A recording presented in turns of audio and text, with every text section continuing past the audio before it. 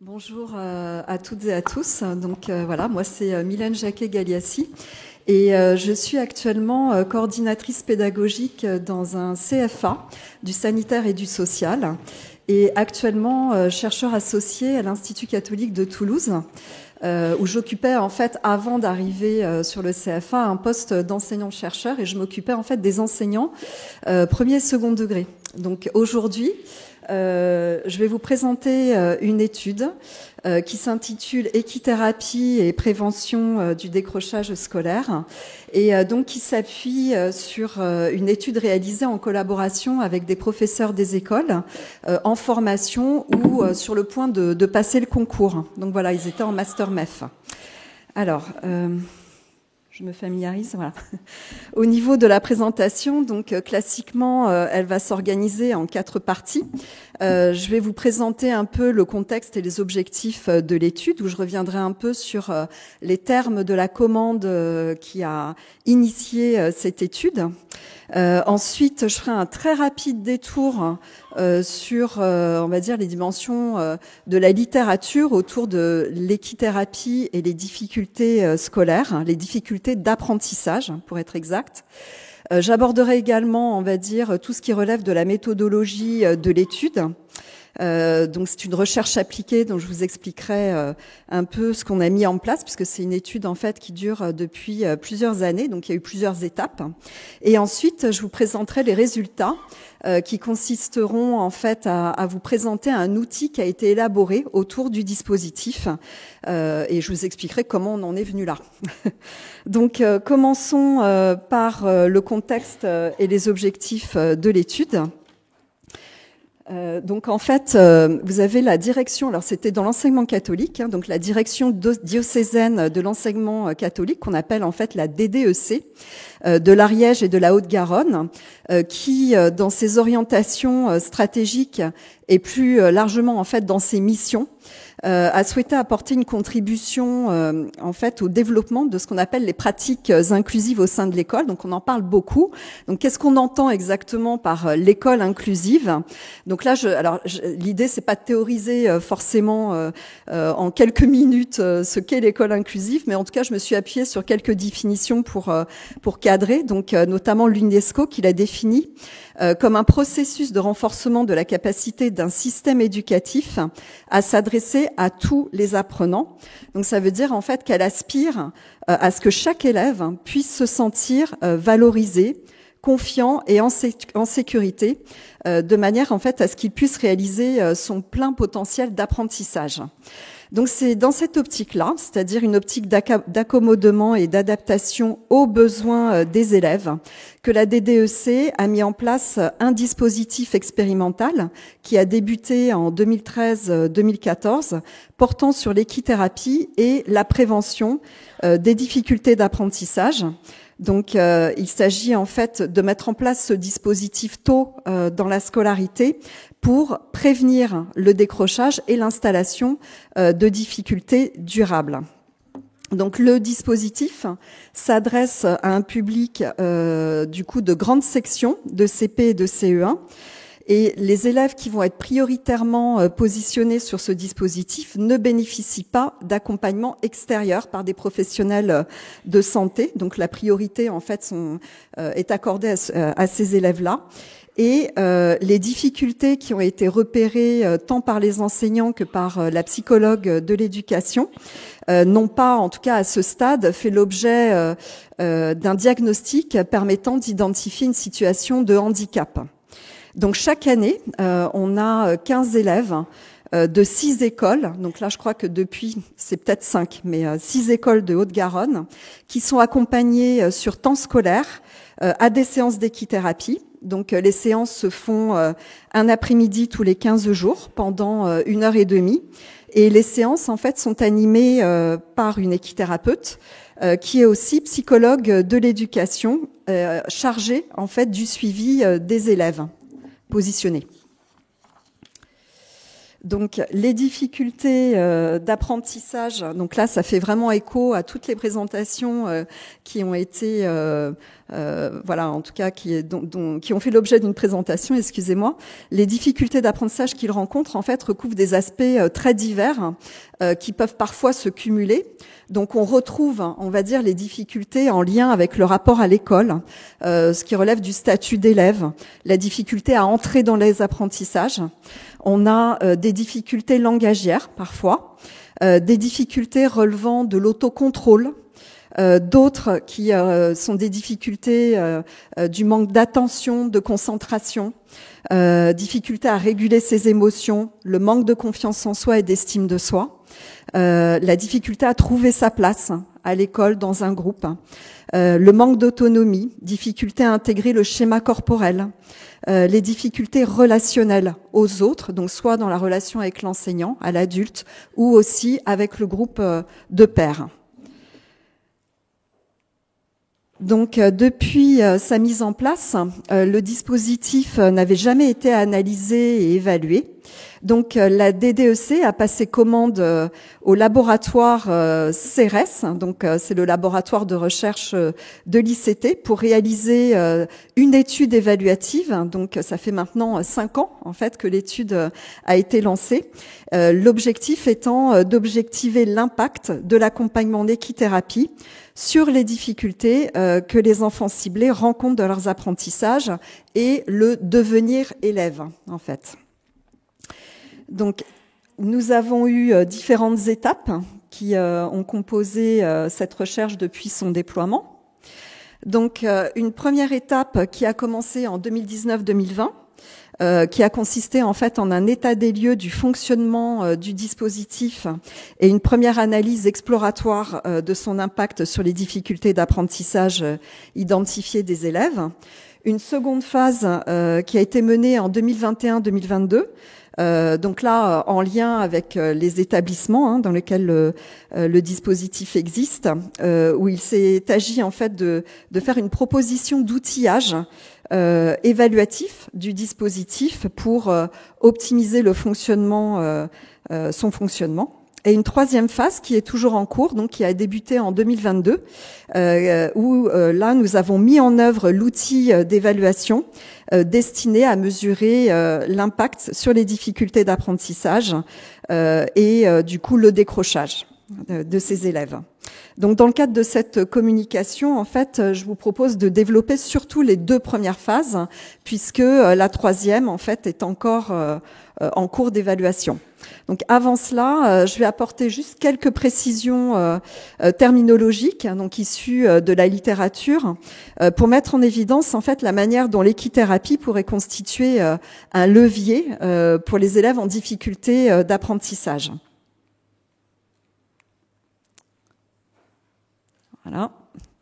Alors, j'allais dire cette diapo, je crois qu'elle a été surtout pour moi, parce que vu on va dire votre niveau d'expertise sur le sujet, je voulais simplement en fait montrer les rapports d'inclusion qu'il y avait entre dans la médiation animale et on va dire la médiation équine. En tout cas la médiation équine, excusez-moi, notre étude, on va dire se situe vraiment dans le cadre de l'équithérapie.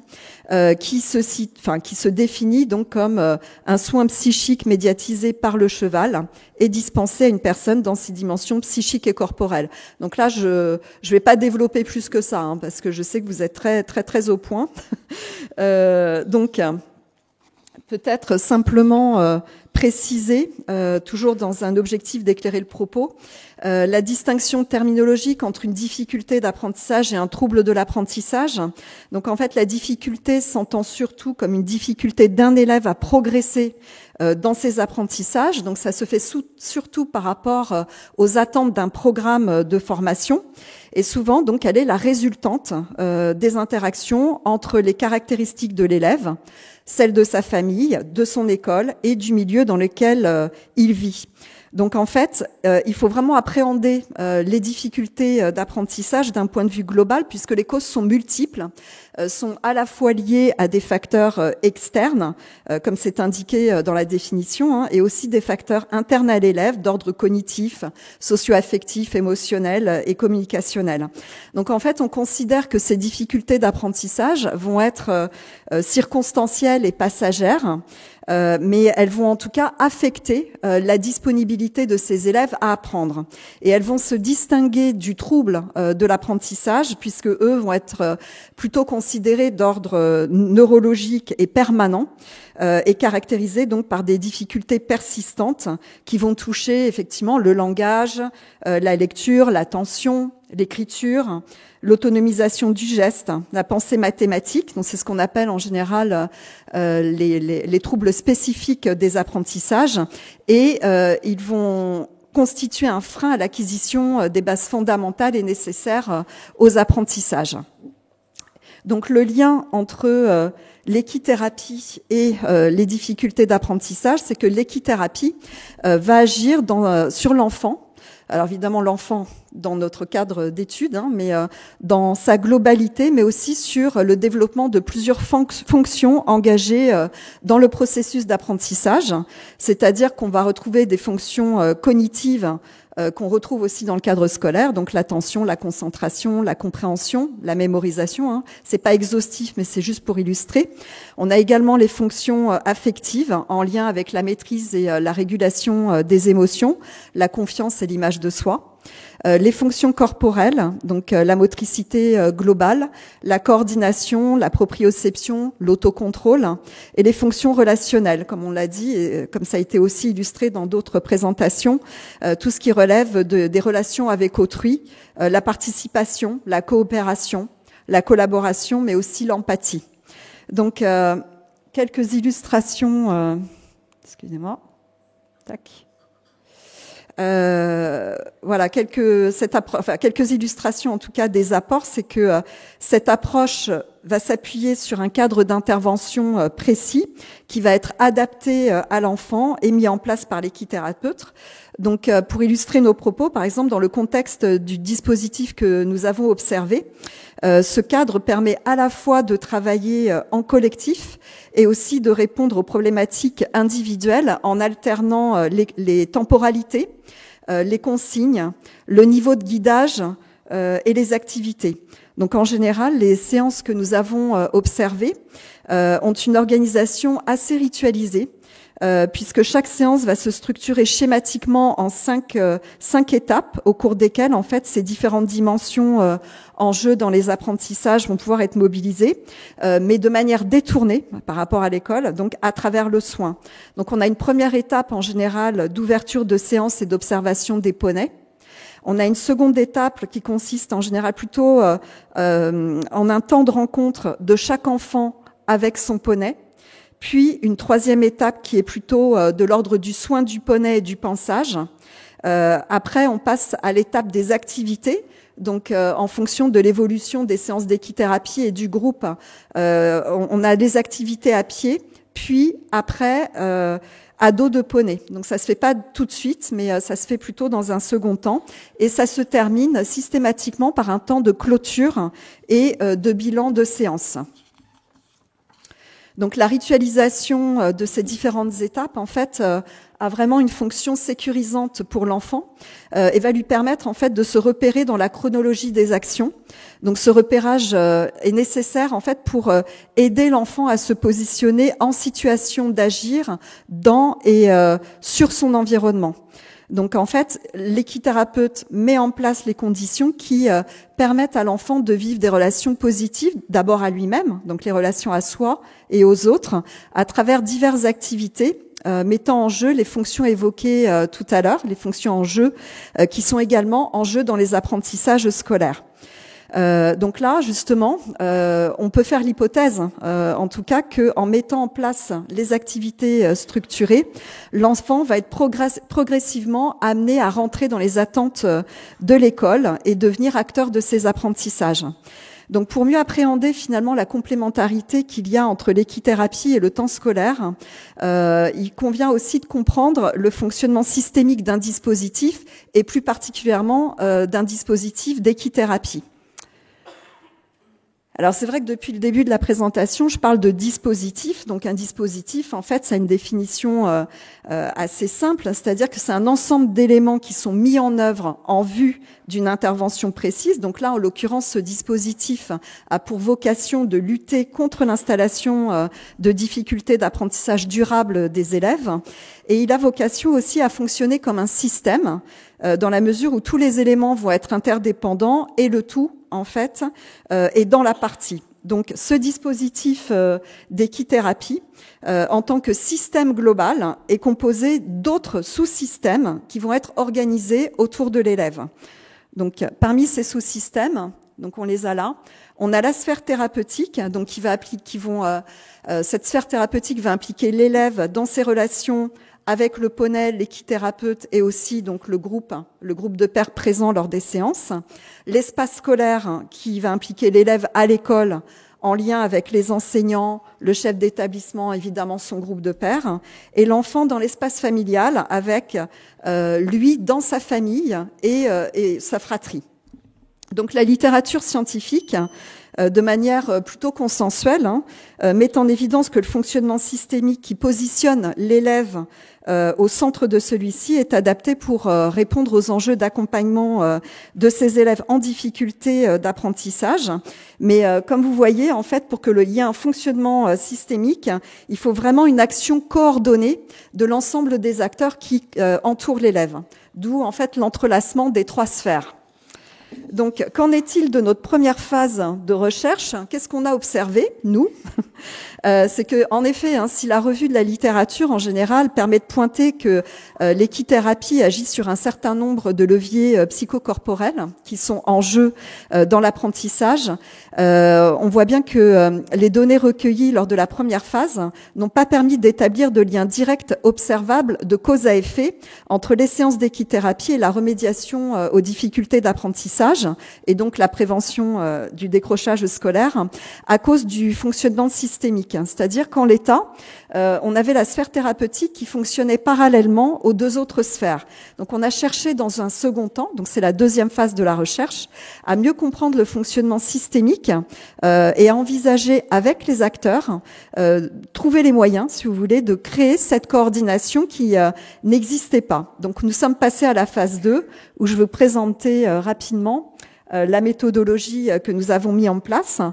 Donc, comme c'est une recherche appliquée, nous avons travaillé avec les établissements et nous avons commencé par mettre en place en fait 2 réunions collectives avec les différents établissements par secteur géographique et cela a permis en fait d'identifier les pistes d'action sur lesquelles nous devions travailler pour faire en sorte que le dispositif puisse fonctionner. Donc, en lien avec les besoins des acteurs, ils en sont venus en fait à formuler le besoin de créer un outil permettant, on va dire, de se coordonner et d'avoir une vision globale autour d'objectifs partagés autour de l'élève. Donc, on en est venu donc à la problématique suivante. Je suis obligée d'accélérer un peu. Voilà, on est parti sur l'idée en se posant la question dans quelle mesure la création d'un outil peut-elle contribuer à rendre plus visible et lisible, on rejoint en fait cette question qui a été posée hier, les effets de l'équithérapie sur les difficultés d'apprentissage des élèves en vue d'une meilleure efficacité du dispositif. Et nous sommes partis de l'hypothèse, d'ailleurs j'ai fait une petite coquille, c'est visibilité et lisibilité, mais nous sommes partis de l'hypothèse selon laquelle la lisibilité et la visibilité des effets pouvaient être renforcées donc par la création de cet outil. Donc pour travailler sur cette hypothèse-là, on a mis en place une méthodologie en 2 grandes étapes. Il y a une première étape qui a été l'étape préalable à la construction de l'outil, et ensuite une seconde phase qui est l'étape de développement de l'outil lui-même. Donc cette première phase préalable, en fait, il y a déjà eu plusieurs outils qui ont été utilisés. Donc, on a commencé par des observations directes des séances d'équithérapie qui ont été réalisées en 2021-2022 pour comprendre notamment la manière dont les difficultés d'apprentissage étaient traitées en séance d'équithérapie et pour amorcer en fait une typologie de difficultés. Ensuite, on a mené des entretiens semi-directifs avec les différents acteurs sur la même période, avec l'équithérapeute et les enseignants, pour comprendre les raisons du positionnement en équithérapie des élèves qui sont engagés dans le dispositif, et aussi comprendre le rôle et l'implication de chaque acteur au sein du dispositif. Et enfin, on a terminé cette phase préalable par une recherche documentaire pour faire un état des lieux des outils existants, puisque au moment de l'étude, en tout cas, on n'avait pas de lien direct entre équithérapie et difficultés d'apprentissage dans le cadre scolaire. C'est-à-dire qu'en fait, souvent, c'est des milieux qui ne communiquent pas directement. C'est-à-dire ça reste, il y a beaucoup de choses en psychologie, mais en sciences de l'éducation, en fait, c'était un peu un angle mort. Donc, on a essayé, en tout cas, de croiser les champs. Voilà. Et ensuite, on a traité les données, en fait, via une analyse de contenu. On est passé ensuite à l'étape de développement de l'outil, où là aussi, on a suivi un protocole en 3 phases. Donc, une première phase où on a essayé de faire en sorte que les besoins, je dois aller très vite, les besoins ont été analysés via en fait un questionnaire auprès des établissements qui ont répondu pour être sûr en fait que ce que nous construisions correspondait aux besoins, tant dans la forme que dans la nature de l'outil. Ensuite, on est passé à la première ébauche par une version bêta où on a eu les premiers retours, et on est dans la 3e phase en fait, qui a commencé en phase 2, mais de mise au point avec la mise en œuvre de l'outil. Alors, je vais juste vous présenter l'outil et ensuite je répondrai à vos questions. Je suis désolée, je suis obligée d'accélérer. Donc en fait, on a un outil composé de 3 parties. On a une grille, alors ça constitue un tout, si vous voulez.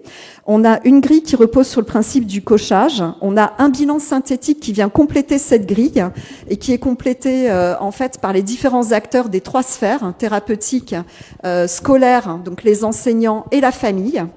Et ensuite, on a l'auto-observation de l'élève, puisqu'il nous semblait forcément important d'impliquer l'élève dans ce processus, qu'il ne soit pas extérieur à ce processus, mais de l'impliquer sur ses propres objectifs par rapport à l'équithérapie et puis les difficultés. Donc, attendez, ça je saute, vous allez voir, je vais juste vous projeter un peu... Alors, vous inquiétez pas, ça, si vous voyez, c'est qu'une extraction. Je veux dire, ça fait peut-être un peu peur quand on voit ça, mais en fait, là, vous avez la grille. Donc, en fait, il y a 4 axes. On retrouve l'axe cognitif, l'axe psycho-affectif et émotionnel. On a ensuite l'axe psychomoteur, l'axe social, relationnel et communicationnel. Et en fait, vous avez cet axe qui sont décomposés en composantes transversales qui permet en gros de décliner les axes et de les caractériser. Et ensuite, on a des indicateurs observables dans chacune des 3 sphères. Voilà. Et en fait, chaque élève, chaque enfant a sa propre grille. Il ne s'agit pas de tout compléter, c'est-à-dire qu'en fonction de ce qui est important pour l'élève pour surmonter ses difficultés, chacun va avoir sa grille individualisée. Cette grille, comme je vous l'ai dit, est complétée par, en gros, le bilan synthétique qui permet, en fait, d'identifier comment le travail qui a été réalisé en fait en équithérapie, mais justement avec le côté qualitatif et pas simplement de cochage. Donc ça permet en gros de pouvoir mettre en évidence les réussites de l'élève dans chacune des sphères et de suite de se projeter sur la période suivante et d'identifier les orientations de travail. Donc c'est à la fois complété par l'équithérapeute, les enseignants et aussi la famille. C'est-à-dire chacun, et voilà, donc, et l'enfant, enfin, identifie lui aussi ses réussites, et c'est complété 3 fois dans l'année, c'est-à-dire en début de prise en charge, ensuite vers le milieu de l'année, février-mars, et en fin d'année. Comme ça, il a une visualisation aussi de sa propre progression. Je termine, je suis désolée, après n'hésitez pas à revenir vers moi, c'est parce que je vois que le temps est... voilà, donc quelle conclusion tirée de l'étude? J'en suis Excusez-moi pour le rythme, hein, j'essaie d'aller... Donc, dans la mesure, en fait, où nous sommes en train de mettre en place l'outil, on peut valider que partiellement l'hypothèse, notamment liée à la lisibilité, puisque, en fait, l'outil a vraiment une fonction... de capitaliser, si vous voulez, les données issues des observations croisées des 3 sphères sur les progrès de l'élève et par l'élève lui-même. Et ensuite, c'est à partir de là qu'on va vraiment pouvoir entamer l'évaluation des effets d'équithérapie. Donc, en fait, on en est encore à tracer pour ensuite évaluer. Donc, ça se fait pas comme ça. Donc évidemment, l'outil ne peut pas garantir à elle seule l'efficacité du dispositif, puisque on peut pas, on va dire, extraire l'équithérapie d'autres variables qui vont être interdépendantes et qui vont jouer en synergie, soit un rôle catalysant ou limitant les effets de son efficacité. Donc parmi les variables que nous avons identifiées, c'est pas exhaustif. On a donc là l'outil a pour but de travailler sur la coordination entre les différents acteurs. Donc on espère qu'il va y avoir un effet vertueux autour de cet outil-là. Mais on a vu aussi que l'adhésion au projet d'équithérapie des différentes parties prenantes était très importante, tant au niveau politique, au niveau du portage macro, que par les enseignants qui vont être engagés dans le dispositif. Les représentations des acteurs quant à l'utilité d'un tel projet est également fondamentale pour que le dispositif fonctionne. Et bien sûr, les représentations des acteurs à l'écart des difficultés d'apprentissage des élèves et de leur capacité à les surmonter vont également impacter l'efficacité du dispositif. Je vous remercie de votre attention. Excusez-moi pour le rythme.